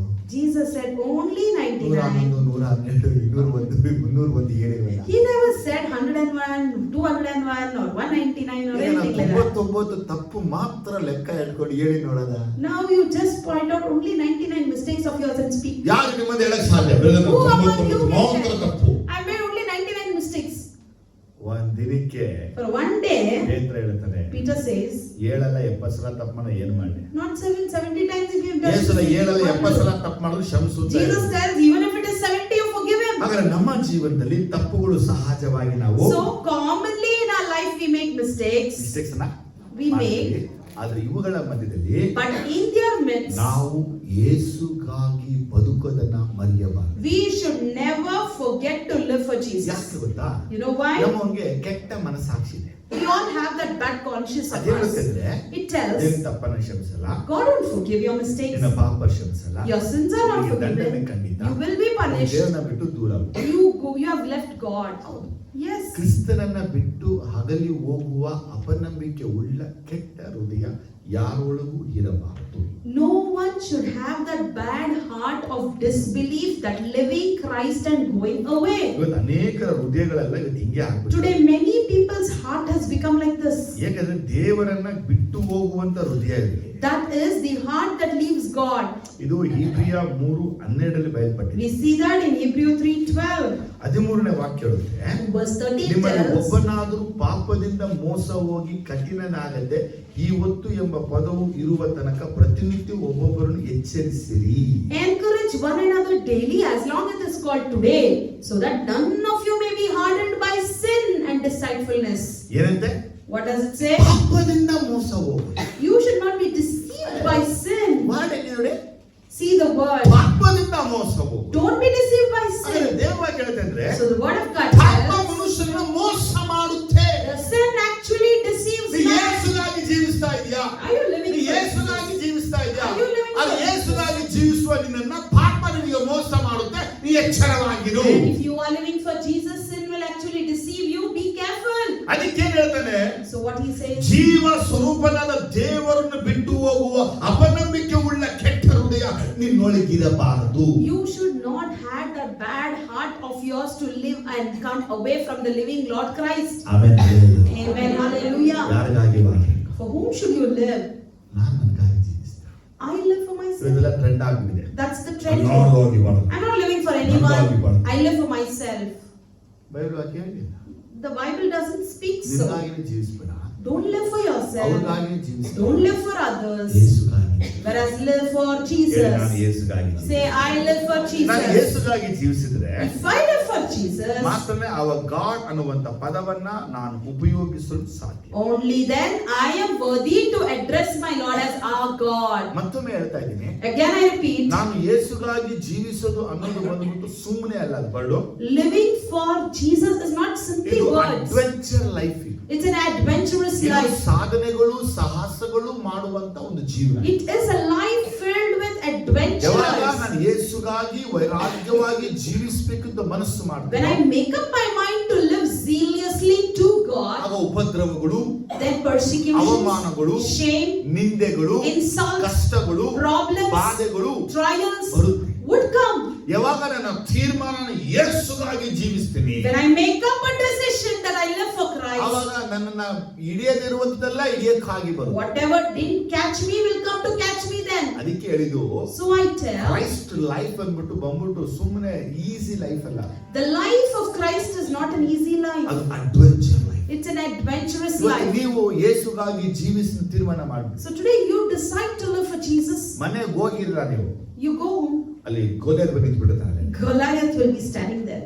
ಅರ್ಧ ಗಂಟೆ ಡೆಡಿಕೇಶನ್ ಆಗಿಲ್ಲ, Just half an hour after your dedication. ಅಲ್ಲೇ ಡ್ರಾ ಅಲ್ಲೇ ಬಂಪಾರು There only draw, there only you get the bumper prize. ಸಿಕ್ಬಿಡುತ್ತೆ ಅಲ್ಲೇನೆ. You'll get it immediately. ಆಗ ಸಡನ್ ಆಗಿ ಸ್ಪಿರಿಟ್ ಆಫ್ ಗಾಡ್ ನಿಮ್ ಜೊತೆ ಮಾತಾಡ್ತಾರೆ. Suddenly the Spirit of God would speak to you. you, ಕಣ್ಣ ಮುಚ್ಚು, close your eyes. ಕಿವಿಗೆ ಹಾಕೊಂಬೇಡ, Don't put it to your ಬಾಯಿಗೆ ears. ಮಾತಾಡಬೇಡ, Don't speak ಹೃದಯಕ್ಕೆ anything. ತಗೊಳ್ಬೇಡ, Don't take it to ಮನಸ್ಸಿಗೆ heart. ತಗೊಳ್ಬೇಡ. Don't take it to your mind. ನಾವು ಅದಕ್ಕೆ ವಿರುದ್ಧವಾಗಿ But we walk ನೋಡಿ, against. We see, ಕೇಳಿ, listen, ಅಂದ್ಕೊಂಡು, feel, ಬೈದು, shout, ವಾಪಸ್ ಬಂದ್ಬಿಡು. then return. ನಿಮ್ಮಿಂದ ನಾನು ಯೇಸುಗಾಗಿ ಜೀವಿಸಕ್ಕಾಗ್ತದೆ. And we shout at them saying, because of you I am unable to live for Christ. ನಾನು ಜೀವಿಸ್ತೀನಿ ಯೇಸುಗಾಗಿ ಅಂದಾಗಲೇ ನನ್ನ ಲೈಫಲ್ಲಿ ಇಂಥ ಹೋರಾಟಗಳು ಬರೋದು. Once I take up a decision saying I will live for Christ, immediately persecution Amen. starts. Hallelujah. Say amen, hallelujah. ಈಗ ನೀವು ಅರ್ಥ ಆಯ್ತೀರಾ? Did you understand so much? ಮತ್ತೊಮ್ಮೆ ನೀವು ನಿಮ್ಮ ಮನೆ ನಿಮ್ಮ ಕುಟುಂಬದವರು ಯಾರಿಗಾಗಿ ಜೀವಿಸ್ತಾ ಇದ್ದಾರೆ? And think over and say again, you, your household, for whom are you living? ಲೋಕಕ್ಕಾಗಿ ಜೀವಿಸ್ತಾ Are ಇದ್ದಾರೆ? you living for the world? ಪಾಸೆಗಳಿಗಾಗಿ Are you living for the desires? ಅನುಕೂಲಗಳಿಗಾಗಿ Are you living for the ಒಳಗಡೆ luxury? ಆಸೆ ಇಟ್ಬಿಟ್ಟು ಕೇಳ್ತಾ Do ಇದ್ದೀರಾ? you have desire in you and asking something? ಒಬ್ಬ ನಂತರ ಒಂದು ಪ್ರಶ್ನೆ ನನಗೆ, Someone questioned me like this. Brother ನನಗೆ ತುಂಬಾ ಆಸೆ ಇದೆ, Brother, I have so much of desire. ನಾನು ಇರ್ಲಿ, I said, okay, ಏನ್ ವಿಷಯ? what's the matter? ಚರ್ಚ್ ಒಳಗೆ ಬಂದ್ರೆ If I come to church, ಇದೆಲ್ಲ ಬರಬಾರ್ದು ಅಂತ ಹೇಳ್ತೀರಾ, you say you're not supposed to come like this. ನನಗೆ ಹಿಂಗೆಲ್ಲ ಇರ್ಬೇಕು ಅಂತ But ಆಸೆ. I like to come like this. ನಾನು ಹೇಳಿದೆ, I said, ನಾನು ಹಿಂಗೆ ಯಾವಾಗ ಬಂದು ಹೇಳಿದೆ ಹಿಂಗೇ ಬಾ ಅಂತ. when did I come and tell you that you're supposed to come like this? ಅದಕ್ಕೆ ಅವ್ರು ಹೇಳಿದ್ರು, And he said, ಇಲ್ಲ ಚರ್ಚಲ್ಲಿ ನೋಡ್ತೀನಲ್ವಾ, no, I see people in the church. ನೋಡಿ ಉತ್ತರ ಪ್ರಶ್ನೆಗೆ ನಿಮ್ ಉತ್ತರ ನಿಮ್ಮ ಹತ್ರನೇ ಇದೆ. See, the answer for your question is with you only. ಕರೆಕ್ಟಾ? Is that true? ನಾನು ಹೇಳಿಲ್ಲ, I'm not saying ಪಕ್ಕ ಕೂತವ್ರು ಹಿಂಗಿದ್ದಾರೆ, your person next to you is like this. ನೀನ್ ಹಂಗಿರುವಂತವ್ರು ನಿನ್ಗೆ ಹೇಳಿಲ್ಲ, They didn't tell you to be like ನಿನ್ ಕಣ್ this. ಕಾಣಿಸ್ತು ನಂಗೆ ಇರ್ಬೇಕು ನಿಂಗೆ ಅನಿಸ್ತಾ ಇದೆ. When you see them, you feel like I ಆದ್ರೆ should be ನಿನ್ನೊಳಗೆ like ಏನಿದೆ? that. But what is in you? ಆಸೆಗಳಿವೆ. You have desire. ಅದಕ್ಕೆ ಏನ್ ಮಾಡೋದು? So what to do? ನಾವೊಂದು ಹೇಳಿದೆ, I said, ನಿನ್ ಹೃದಯ ಮೊದಲು ಪರಿವರ್ತನೆ ಆಗ್ಬಿಟ್ರೆ if your heart is transformed, ಹೊರಗಡೆದೆಲ್ಲ ಆಟೋಮೆಟಿಕ್ ಹೊರಗಡೆ ಬಂದ್ಬಿಡು. whatever is inside will automatically ಅದು come out. ಹೊರಗಡೆದೆಲ್ಲ ತೆಗೆದುಬಿಟ್ಟು And similarly, you take out everything from out. ಏನ್ ತೆಗೆದ್ಬಿಡೋದು? What? ಜೊಲಿಗಳೆಲ್ಲ ತೆಗೆದ್ಬಿಡೋದು, All the jewels you remove off. Lipstick ಎಲ್ಲ ತೆಗೆದ್ಬಿಡೋದು, You stop applying lipstick. Makeup ತೆಗೆದ್ಬಿಡೋದು, You do stop applying makeup. Shoe slippers ಎಲ್ಲ ತೆಗೆದ್ಬಿಡೋದು, You stop wearing footwear. ಬೇಡಿ ಬಟ್ಟೆ ಹಾಕೊಳ್ಳೋದು, Only wearing white robe. Mariyamma ತರ ತಲೆಗೆ Always putting a scarf to your ಆ head. ರೀತಿ ಬಟ್ಟೆ ಹಾಕೊಂಡ್ಬಿಡೋದು. Dressing up like this. ಬಹಳ ಸಂತೋಷ. Very happy. ಎಷ್ಟ್ ದಿವಸ? How long? ಎಷ್ಟ್ ದಿವಸ? How long? ಮನೇಲಿ ಯಾರು ಇಲ್ಲೇ ಇದ್ದಾಗ When no one is at home. ಕಿಟಕಿ ಬಾಗಿಲೆಲ್ಲ ಮುಚ್ಚಿಬಿಟ್ಟು When the doors and windows are ರೇಷ್ಮೆ closed. ಸೀರೆ ತೆಗೆದು You take that silk Jewels ಎಲ್ಲ saree, ಹಾಕ್ಕೊಂಡು, put all your makeup ಎಲ್ಲ jewels, ಹಾಕ್ಕೊಂಡು, apply makeup, ನಾನು ತಿರುಗಿ ತಿರುಗಿ ನೋಡೋದು. turn around and see before the mirror. Santosh ಬಂದರಿಂದ ಹಿಂಗಾಗುತ್ತೆ. See, because of Santosh brother, I become like this.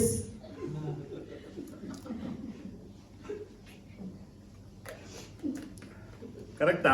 Is that correct? ನಾನು ಯಾರಿಗಾಗಿ ಜೀವಿಸ್ತಾ ಇದ್ದೆ? For whom am I living? ನಾನು ಆಕೆ ಒಂದು ಮಾತು, I said to her, ನಿನ್ ಹೃದಯ ಬದಲಾವಣೆ ಆಗಿಬಿಟ್ರೆ, if your heart is transformed, ನೀನು ಜೀವಿಸಕ್ಕಿಂತ ಮೊದಲು ನಿನ್ನ ಹೃದಯ ಯೇಸುಗಾಗಿ ಜೀವಿಸಬೇಕು.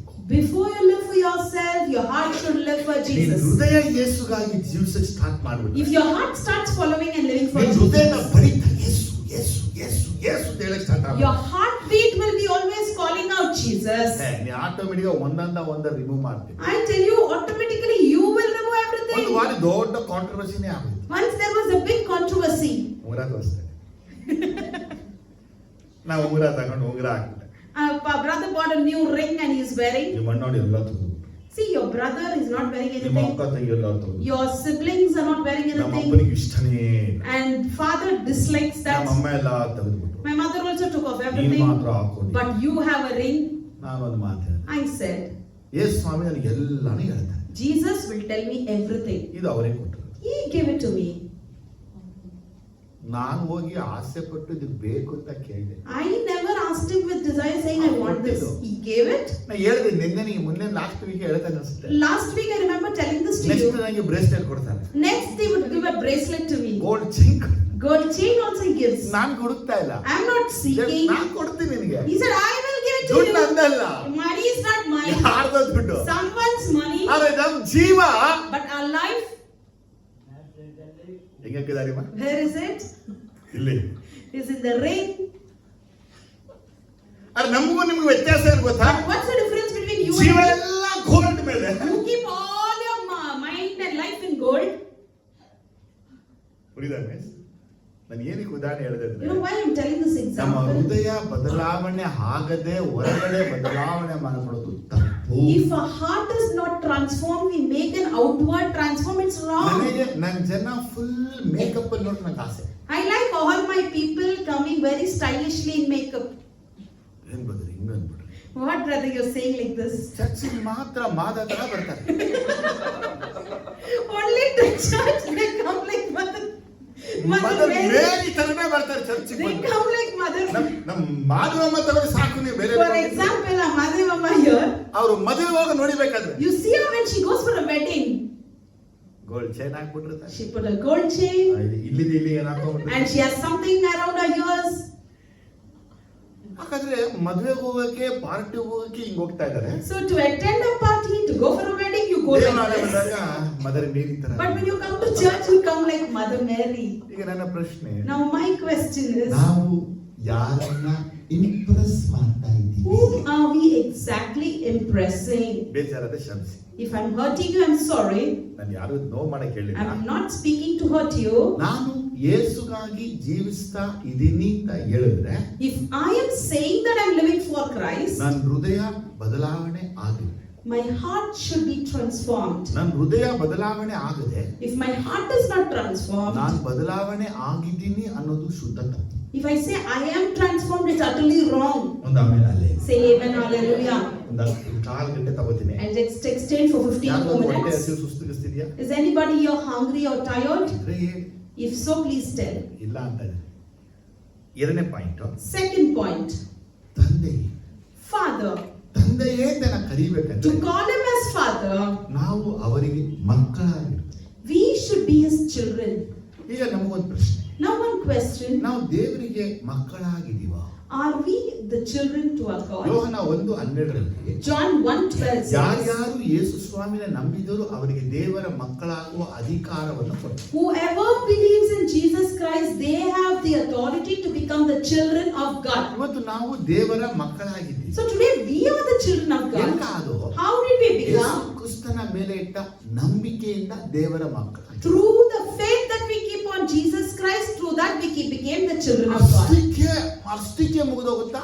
Will it end for that? ನೀವು 1 ಯೋಹಾನ 2 ಯೋಹಾನ 3 ಯೋಹಾನ 3 chapter If you read 1 John, 2 John and 3 John, 7 ಅಧ್ಯಾಯಗಳನ್ನು ನೀವು ಓದ್ಬಿಟ್ರೆ if you read the 7 chapters ಅಲ್ಲಿ over ದೇವ there, ಮಕ್ಕಳ ಕುರಿತಾಗಿ ಅನೇಕ ವಿಷಯಗಳು ಬಯಲ್ಪಟ್ಟಿದೆ. there are many things are written about the children of God. ನಾನು ನಿಮಗೆ ಮತ್ತಾಯಿ ಸುವಾರ್ತೆ 2 ಪಾಯಿಂಟ್ ತಗೋದೆ. 5ನೇ chapter. From Matthew chapter 5, I take 2 points. 5ನೇ ಚಾಪ್ಟರ್ 9ನೇ ವಾಕ್ಯ ಹೇಳುತ್ತೆ, Chapter 5 verse 9 ಸಮಾಧಾನ tells, ಪಡಿಸುವರು ಧನ್ಯರು, ಅವರು ದೇವರ ಮಕ್ಕಳು ಅನಿಸಿಕೊಳ್ಳುವರು. blessed are the peacemakers, for they will be called sons of God. ಇಲ್ಲಿ ಸಮಾಧಾನ ಪಡಿಸುವಂತವರನ್ನೇ ದೇವರ ಮಕ್ಕಳು ಎಂಬುದಾಗಿ ಕರೆಸಿ. So peacemakers are called as children of God. ಇವತ್ತು ಸಮಾಧಾನ ಪಡಿಸಕ್ಕಿಂತ ಸಮಾಧಾನ ಕೆಡಿಸೋರು.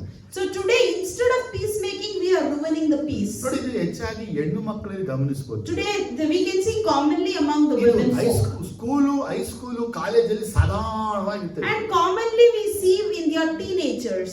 ಏನಕ್ಕೆ ಆಚೆ ಅಂದ್ರೆ What is ಇವ್ರ that? ಜೊತೆ ಸೇರೋಳು ಅವ್ರ ಜೊತೆ ಸೇರ್ಬಾರ್ದು. You should join with this person, don't speak with that ಅವ್ರ ಜೊತೆ person. ಸೇರ್ಕೊಂಡ್ಬಿಟ್ರೆ ಅವಳಿಗೆ ಎಲ್ಲೆಲ್ಲ ಉರಿ ಬಂದ್ಬಿಟ್ಟು. If you speak with the other person, the other one will be ಅದು jealous. ಹೆಂಗಾದ್ರೂ ಹೋಗಿ ಕಟ್ಟಿಂಗ್ ಹೊಡೆಯೋ ತನಕ ಅವ್ರಿಗೆ ಏನಿರಲ್ಲ, ನೆಮ್ಮದಿ ಇರಲ್ಲ. Unless they cut the other person's friendship, they won't ಅದನ್ನ be ಹೋಗಿ peaceful. ಹಂಗೇಳಿ ಹಿಂಗೇಳಿ ಕಟಿಂಗ್ ಮಾಡ್ಬಿಡ್ತಾರೆ. They speak something ill and cut their friendship. ಆದ್ರೆ ದೇವರು ನಮಗೆ ಸಹೋದರ ಸಹೋದರಿಗೆ ಸಮಾಧಾನವಾಗಿರ್ಬೇಕು ಅಂತ ಹೇಳ್ಕೊಟ್ಟಿದ್ದಾರೆ. So here God is teaching our brothers and sisters to be ಇವತ್ತು peaceful. ಮನೆಯಲ್ಲೇ ಅಕ್ಕ ತಮ್ಮ ಅಣ್ಣ ತಂಗಿ ಸಮಾಧಾನವನ್ನ ಹಾಳು ಮಾಡೋರೆ ಮನೆ ಇರ್ತಾರೆ. So today we see commonly in the house we see brother, sister, sibling losing or ruining their peace. ನನಗೆ ಒಂದು ವಿಚಾರ ಹೇಳಲಿಲ್ಲ. I think I didn't tell you one thing. ನೋಡಿ, ಇದು ನಿಮ್ಗೆ ತಪ್ಪ ಸರಿನ ಊಹಿಸ್ಬಿಟ್ಟು ಬರವಾರ ಹೇಳಿ. You just think over whether I'm correct or wrong and tell me in the next week. ಈಗ ನಾವು ಮತ್ತೆ ಪ್ರಿಯ ತುಂಬಾ ಕ್ಲೋಸ್ ಫ್ರೆಂಡ್ ಆಗಿ, For example, brother and me are very good friends. ಆಯ್ತಾ? Okay. ಈಗ ನಾನು ಮಧ್ಯದಲ್ಲಿ ಒಂದು ಮ್ಯಾಟರ್, ಒಂದು ವಿಷಯ ಆಗಿದೆ. Now there is something, a matter or a subject there. ಆ ಮ್ಯಾಟರು ನನಗಿಷ್ಟ, ಇವ್ರಿಗಿಷ್ಟ ಇಲ್ಲ. And that matter is liked by brother and I don't like it. ಆದ್ರೆ ಈಗ ನಮ್ಮಿಬ್ಬರ ಫ್ರೆಂಡ್ಶಿಪ್ ಏನಾಗುತ್ತೆ? But what happens to our friendship? Our friendship will be cut. ಈಗ friendship cut ಆಗ್ಬೇಕಾಗಿದ್ದು ದೊಡ್ಡ ವಿಷಯ ಅಲ್ಲ, matter ಇರೋದಲ್ಲಿ. Now the friendship cutting is not a big matter. The subject for that is ಅದನ್ನ matters. ತೆಗೆದುಬಿಟ್ರೆ ಅದು ಬೇಡ, ಅದು ದೊಡ್ಡ ವಿಷಯನೇ ಇಲ್ಲ. Removing that, excluding that is not at all a big matter. ಇವತ್ತು ನಮ್ಮಲ್ಲಿ ನಮ್ಮ ಮನೆಯಲ್ಲಿ ದೊಡ್ಡ ವಿಚಾರ ಏನಪ್ಪಾ ಅಂತ, Today in us and in our families, the big ಇದು mistake ನನಗೆ ಇಷ್ಟ is, ಇಲ್ಲ, I don't like ನನಗೆ this, ಇದು ಇಷ್ಟ ಇಲ್ಲ. I don't like this. ಇವಾಗ ನಾವು ನೀವು ಚೆನ್ನಾಗಿದ್ದೀವಿ, Today we both are good in ನಮ್ಮ terms. ಸಂಬಂಧ ಚೆನ್ನಾಗಿದೆ, Our relationship is ನಮ್ಮ good. ಒಳನಾಟ ಚೆನ್ನಾಗಿದೆ, Our contact is good. ಆ ಮ್ಯಾಟ್ರ್ ಸರಿ. But that matter is ಆದ್ರೆ not ಈಗ nice. ಪ್ರಾಬ್ಲಮ್ ಏನಪ್ಪಾ ಅಂದ್ರೆ, So what's the ಆ problem? ಮ್ಯಾಟ್ರ್ ನಮ್ಮ ಫ್ರೆಂಡ್ಶಿಪ್ ಅನ್ನೇ ಒಡೆದು ಸಂಬಂಧವನ್ನ ಮುರಿತಾರೆ. That matter exactly is breaking our friendship and ruining our relationship. ಯಾರಿಗಿದೆ ಅರ್ಥ ಆಯ್ತು? Who understood this? ತಪ್ಪ ಸರಿನಾ ಇದು? Is this correct or wrong? ನಾವು ಎಲ್ಲಾದ್ರೂ ಚೆನ್ನಾಗಿದ್ದೀವಿ, We are good in all terms. ಸಂಬಂಧ ಚೆನ್ನಾಗಿದೆ, Good relationship. ಮಾತು Good ಚೆನ್ನಾಗಿದೆ, in words. ಡೈನಿಂಗ್ ಟೇಬಲ್ ತಿಂತೀವಿ, Good. We dine business together. ಚೆನ್ನಾಗಿ ಮಾಡ್ತಾ Even our ಇದ್ದೀವಿ. business is ಆದ್ರೆ in ಒಂದೇ terms. ಒಂದು ಮ್ಯಾಟ್ರ್ ಅದು, But only one matter ಅದು ಇವ್ರಿಗೆ ಇಷ್ಟ ಇಲ್ಲ. is not liked by ಆ me. ಇವ್ರಿಗೆ ಇಷ್ಟ ಇಲ್ಲ ಒಂದು ಕಾರಣಕ್ಕೆ Just because I don't like ನಮ್ಮ that, ಸಂಬಂಧವನ್ನ ಮುರಿತಾರೆ. and they break the ಇದು relationship. ತಪ್ಪು ಅಂತ ನಿಮ್ಗೆ ಹೇಳ್ತಾ ಇದ್ದೀನಿ. I'm telling that is wrong. Amen, hallelujah. Amen. ಇವತ್ತು Hallelujah. ನಾವು ಅನೇಕರಲ್ಲಿ ಚೆನ್ನಾಗಿರ್ತೀವಿ, To many a times we'll be ಒಳ್ಳೆ good to ಸಂಬಂಧದಲ್ಲಿ many people. ಇರ್ತೀವಿ. We'll be in good terms. ಅದರ ಪ್ರಾರ್ಥನೆಯಲ್ಲಿ ಇರ್ತೀವಿ. We pray for them. ಆದ್ರೆ ಅವರು ಮಾಡಿದ ಯಾವುದೋ ಒಂದು ಕಾರ್ಯದ ನಿಮಿತ್ತವಾಗಿ ಅವರ ಸ್ನೇಹವನ್ನ ಬಿಟ್ಟು ಬಿಡ್ತೀವಿ. Just because of something they have done, we stop your contact. ಆದ್ರೆ or ಆ friendship. ಕಾರ್ಯ ಬಂದ್ಬಿಟ್ಟು ನಮ್ಮ ಸಂಬಂಧವನ್ನ ಮುರಿಯುವಂತದ್ದಲ್ಲ ಅಂತ ತಿಳ್ಕೊಬೇಕು. That problem actually doesn't break our relationship. ನಾವು ನಮ್ಮ ತಂದೆ, ನಮ್ಮ ತಾಯಿ, ನಮ್ಮ ಗಂಡ, ನಮ್ಮ ಹೆಂಡತಿ ಸಂಬಂಧವನ್ನ ಉಳಿಸ್ಕೊಳ್ಬೇಕು. We have to retain our family members' relationship, ಈ ಸಂಬಂಧವನ್ನ ಮತ್ತೆ ಮಧ್ಯಕ್ಕೆ ಎಳೆಯೋ ರೀತಿ, and we should not intervene this problem in between. ಆದ್ರೆ ನಮಗೆ ಬರೋ ಸಂಬಂಧ ಮುರಿಯೋದೇ ಆ ವಿಚಾರ. But our relationships is broken ನೀನ್ because ಮಾಡ್ದೆ, of that. You did this, ಹೇಳ್ದೆ, you said ನೀನ್ this, ಮಾಡ್ಬಿಟ್ಟೆ, you did ಅದಕ್ಕೆ this. ನಾನು ಹಿಂಗ್ ಸಂಬಂಧ ಇಲ್ಲ. So I don't want to touch with ದೇವರ you. ವಾಕ್ಯ ಹೇಳುತ್ತೆ, The word of God says, ಸಮಾಧಾನ ಪಡಿಸುವುದು ಧನ್ಯ Peace. ದೇವರ ಮಾತು. blessed are the peacemakers, they are called the children of God. ಇವತ್ತು ನಾವು ಸಮಾಧಾನ ಪಡಿಸ್ತಾ ಹೋದ್ರೆ So today if we don't make peace, ನಾವ್ ಯಾರು ದೇವ್ರ ಮಕ್ಕಳೇ ಅಲ್ಲ. we are not God's children. ನಾ ಹಿಂದೆ ಹೇಳ್ರಿ, ಇನ್ನೊಂದ್ಸಲ I ಹೇಳ್ತೇನೆ. said earlier, I'm telling you again. ಒಬ್ರು ಪ್ರೇಯರ್ ಅನ್ನ ಮುಗಿದ್ಮೇಲೆ ಒಬ್ರಿಗೊಬ್ರು ವಿಶ್ ಮಾಡಿ ಹೊರಗಡೆ ಹೋಗ್ಬೇಕು. After finishing the prayer, greet everyone and then go. ಚರ್ಚಿಗೆ ಬಂದ್ರೆ ಸೇವಕರಿಗೆ ವಿಶ್ ಮಾಡ್ಬಿಟ್ಟು ಹೋಗ್ಬೇಕು. Once you come to the church, you need to wish the preacher and then ಒಂದ್ go. ಕಡೆಯಿಂದ ಬಂದು ಎಲ್ಲಾರು ವಿಶ್ ಮಾಡ್ತಾ ಇದ್ರೆ If from one side everyone comes and ಕೆಲವು wishes, ಭಾಗದಲ್ಲಿ ಹಂಗೆ ಹೋಗ್ತಾರೆ. some people open the doors and walk out. Pastor ಬೇಡ, ಬ್ರದರ್ ಬೇಡ, ವಿಶ್ವಾಸನ ಬೇಡ. They don't need pastor, believers or anyone. ದೇವರ ಪ್ರೀತಿಯು, The love of God, ಯೇಸು ಕ್ರಿಸ್ತನ ಕೃಪೆಯು, the grace of Jesus ಪವಿತ್ರ ಆತ್ಮ Christ, ಪ್ರೀತಿಯ ಐಕ್ಯತೆಯು, the fellowship and the unity of the Holy Spirit. ನಾನು ಸುಮ್ಮನೆ ಹೇಳ್ತಾ ಇದ್ದೀನಿ. I'm telling this simply now. ಯಾಕೆ Why? ಪ್ರೇಯರ್ ಮುಗೀತು Prayer is over ಅಂದ್ರು ಇವರು, and they turned their face. ಅವರ ಅಂದ್ರು. And the other person also turned the face. ನಾನು ಪ್ರೀತಿ ಐಕ್ಯತೆಯ ವಿನಂತಿ ಹೊಂದಾಣಿಕೆ ಮತ್ತು ನಿಮ್ಮ When I ಸಂಬಂಧ said the Yesu fellowship and the unity of Lord be with you, ಇರಲಿ. let it be with you. ಇವ್ರು ಬಂದು ಹಿಂಗೆ ಹೇಳಿದ್ರು. This person comes and ಅವ್ರು says, ಹಂಗೇನೆ, that person is like that. ಅವ್ರು ಹಿಂಗೇನೆ. He's like that. ಅವ್ರು ಬಂದಿರೋದು. And that person comes and ಇದು says, ಹಿಂಗೇನೆ. she is like this. ನಮ್ಗೆ ಏನಪ್ಪಾ ಅಂದ್ರೆ, What for me is, ಇವ್ರು ಬೇಕು, I want both. ಅವರು ಬೇಕು, Both. ಇವ್ರಿಬ್ರು ಹೆಂಗಾದ್ರು ಹೋಗ್ಲಿ. Let they both be however they want. ನಾವು ದೇವರ ಮಕ್ಕಳು, We ಸಮಾಧಾನ ಪಡಿಸು. are God's children, the peacemakers. Amen, hallelujah. Amen, hallelujah. ಹೇಳಿ, ನಾನು Say, I ಸಮಾಧಾನ ಪಡಿಸ್ಬೇಕು. should be a peacemaker. ನಿಮ್ಮಲ್ಲಿ ಮನೆಯಲ್ಲಿ ಕುಟುಂಬದಲ್ಲಿ ಯಾರಾದ್ರೂ ಮಾತಿಗೆ ಬಿಟ್ಬಿಟ್ಟಿದ್ರೆ In your household, among your family members, if you are not talking to anyone, ಮಾತಾಡ್ಬೇಕು. speak with them. ಒಂದೇ ಬರುತ್ತೆ. You will get angry. ಬಾಯಿ ಇದೆ ಬೈಯಕ್ಕೆ, You have mouth to ಒಂದ್ಸಲ shout. ಬೈಲೇಬೇಕಾಗುತ್ತೆ. You have to shout ನಾನು once ನನ್ನ in a ಹೆಂಡತಿನ ಯಾವ ಕಾರಣಕ್ಕೂ ಬೈಯೋದೇ ಇಲ್ಲ ಅಂದ್ರೆ ಗಂಡಸ ಇಲ್ಲ. while. If you say, I will never shout at my wife, then that person is not a ಹೆಂಡತಿ man. ಬೈತಾ ಕೂತಿರ್ತಾಳೆ ಯಾವಾಗ. Or else the wife will be shouting at the husband. ಹೆಂಡತಿ ಗಂಡನ್ನ ಬೈದು ಬಿಟ್ಟು ಹೆಂಡತಿ ಬೈದು ದೇವರ ಮಾತು ಹೋಗ್ ನಿಮ್ಮ ಅಮ್ಮನ ಮನೆಗೆ ಅಂದ್ರೆ And after that quarrel, they say, okay, you go back to your parents' house. ಅದೇ ಹೋಗಕ್ಕಾಗುತ್ತೆ. How can she go?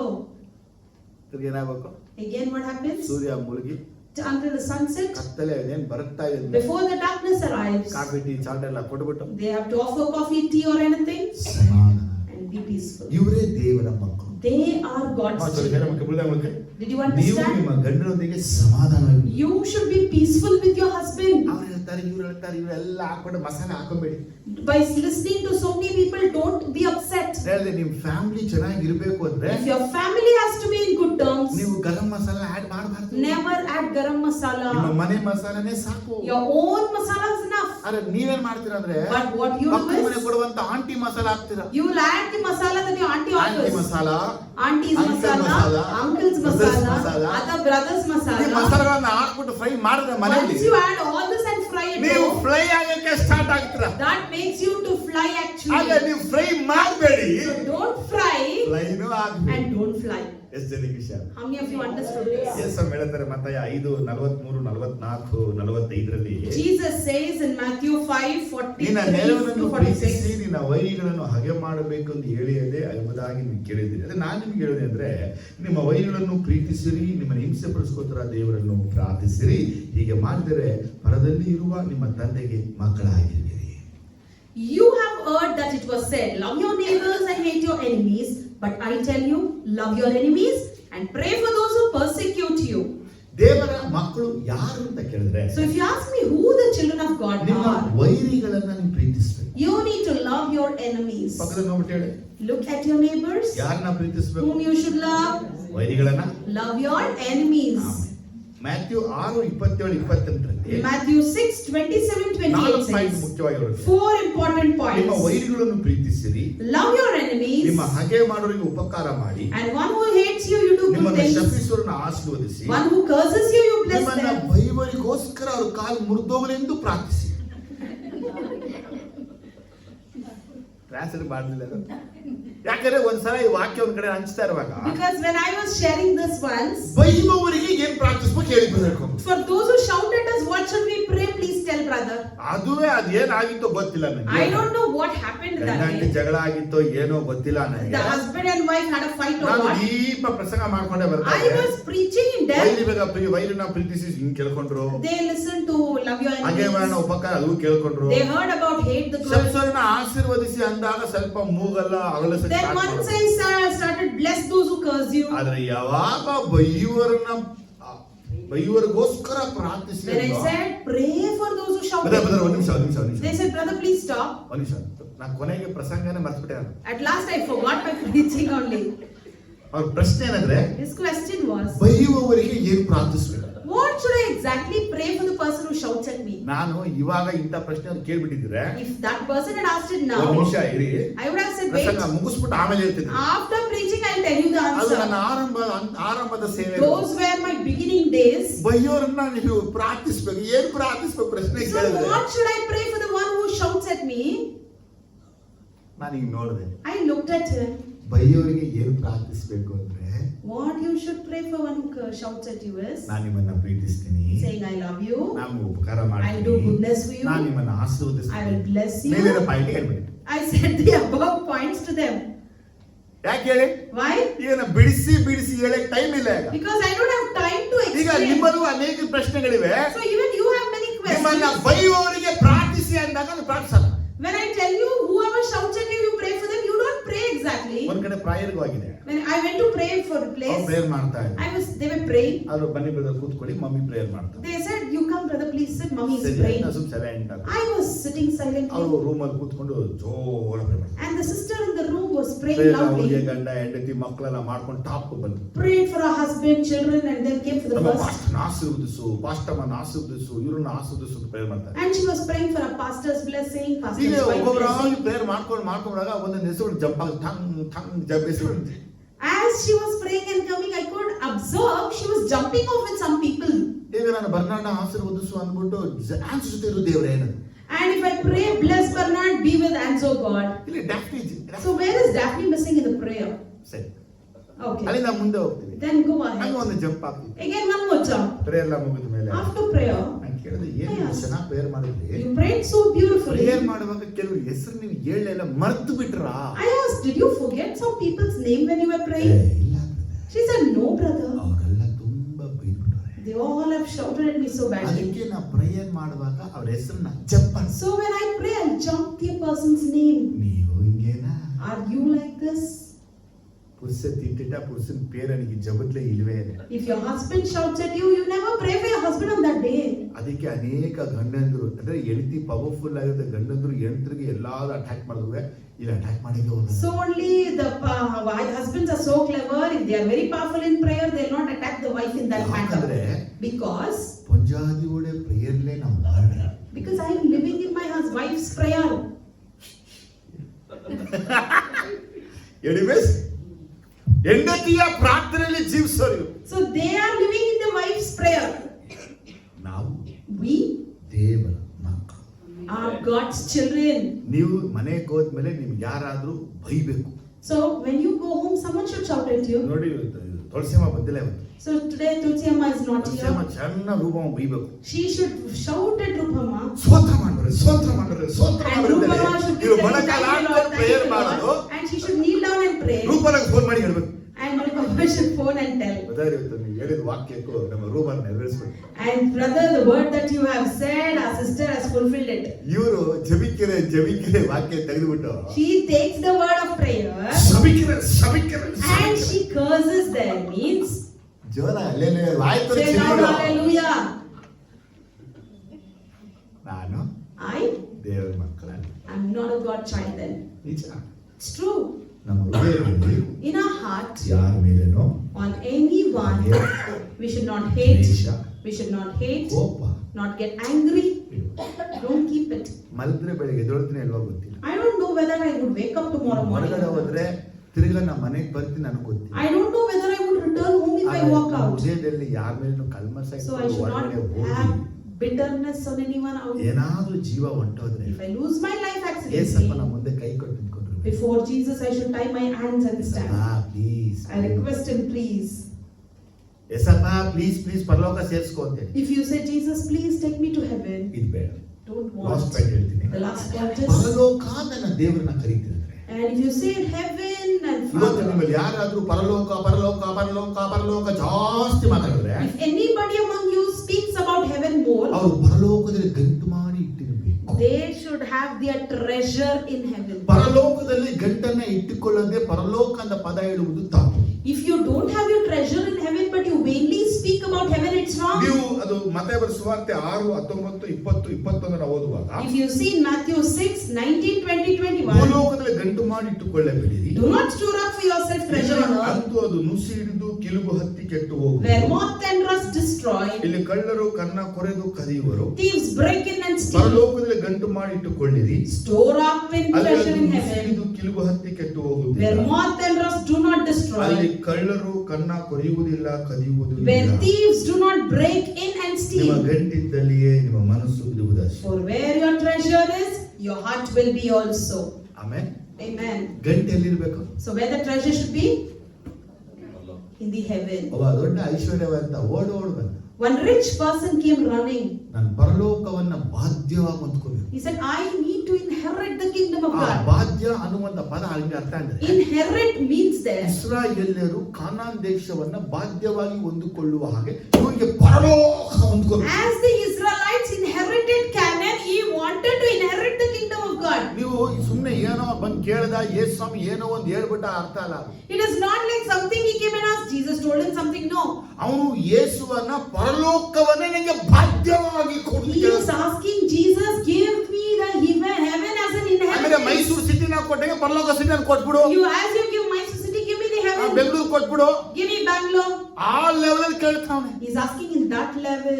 Yesu Swami And Jesus said one word. ನೋಡಪ್ಪ ಏನೇ ಮಾಡ್ಬೇಕು ಅಂದ್ರು ಮನಿ ಟ್ರಾನ್ಸ್ಫರ್ ಮಾಡ್ಬೇಕು ಅಂದ್ರು. For anything you need to do this money transfer. Money transfer ಎಲ್ಲ ಹೆಂಗ್ ಮಾಡುದು? ಪರಲೋಕ ಫ್ರೀ ತಾನೆ. ಪರಲೋಕ So ಫ್ರೀ he ತಾನೆ. said, how is this money transfer? Heaven is for free. Heaven is free. Heaven is free. ಆದ್ರೆ ನೀ Heaven ಭೂಮಿಯಿಂದ ಪರಲೋಕಕ್ಕೆ ಚಾರ್ಜಸ್ ಇದೆ. But you have to pay the charges for you to go from heaven, earth to heaven. ಎಷ್ಟು ಜನಕ್ಕೆ ಅರ್ಥ ಆಗ್ತದೆ? How many of you are understanding it? ಪರಲೋಕದಲ್ಲಿ ಆಸ್ತಿ ಮಾಡಿ Make your treasure in heaven. ಪರಲೋಕಕ್ಕೆ ಹೋಗಕ್ಕೆ ನಮಗೆ ಟ್ರಾವೆಲ್ ಚಾರ್ಜಸ್ ಬೇಕಾ ಬೇಡವಾ? To go to heaven, do you need traveling charges? or not? ಉದಾಹರಣೆಗೆ ನಮ್ಮ ಸುಶೀಲಾ ಮಿಸ್ ಅವರು ಬೆಂಗಳೂರಲ್ಲಿ ಒಂದು apartment ತಗೊಂಡ್ಬಿಟ್ರು. For example, Sushila Messiah has purchased an apartment in Bangalore. ಒಂದು 50 ಕೋಟಿ. It's a 50 crore. ನಾನು ಅಲ್ಲಿ ಹೋಗಲ್ಲ, ಇಲ್ಲೇ ಇದ್ಬಿಡ್ತೀನಿ ಅಂದ್ರೆ And if she says, I won't go there, I'll be here.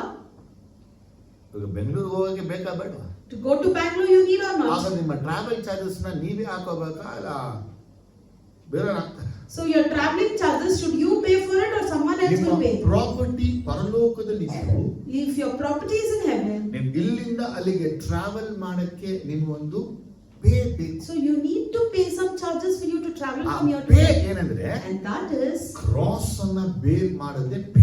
bearing that cross is the charges. ಅಂದ್ರೆ ಈ ಶಿಲುಬೆಯನ್ನ ಹೊತ್ತುಕೊಂಡು ಯೇಸು ಕ್ರಿಸ್ತನ ಹಿಂದೆ ಬರುವುದೇ ಪರಲೋಕಕ್ಕೆ ಹೋಗುವಂತ charges. Carrying the cross and following Jesus is the charges for you to go to heaven. ಇವನಿಗೆ ಯೇಸು ಏನ್ ಹೇಳ್ತಾರೆ ಅಂದ್ರೆ And what Jesus tells him, ಪರಲೋಕನಿಗೆ ಸಂಪತ್ತಿರುವುದು ಅಂದ್ಬಿಟ್ಟು. you will have treasures in heaven.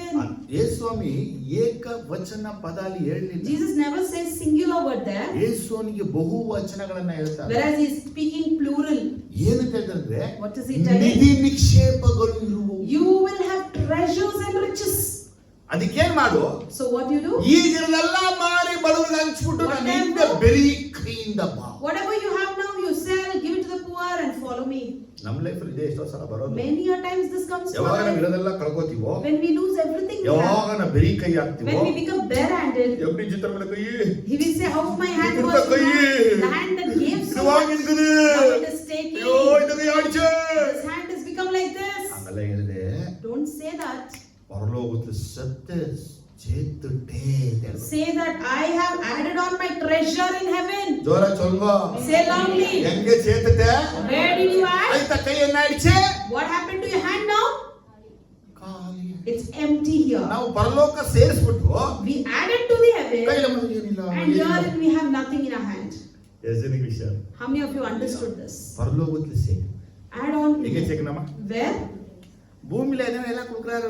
Whatever you want in this earth, He will give you. ಕೇಳದಿರುವಂತ ನಮ್ಗೆ ಕೊಡ್ತಾನೆ, ಕೇಳೋರ್ಗೆ ನಿಮ್ಗೆ ಕೊಡದೆ ಇರ್ತಾನೆ. You don't ask, He'll give for us only. Will He not give you? ದುಡಿದೇ ಇರುವಂತ ನಮ್ಗೆ ಕೊಡ್ತಾರೆ, ದುಡಿಯೋರ್ಗೆ ದೇವ್ರು ಕೊಡದೆ ಇರ್ತಾನೆ. I won't earn anything, whereas He gives me. For you who earns, He may give. ಎಲ್ಲ ಕೊಡ್ತಾರೆ. He gives you ಆದ್ರೆ everything. ನೀವು ಅದನ್ನ ಏನ್ ಮಾಡ್ಬೇಕು? ಟ್ರಾನ್ಸ್ಫರ್ ಮಾಡಿ ಪರಲೋಕ. You need to transfer it to heaven.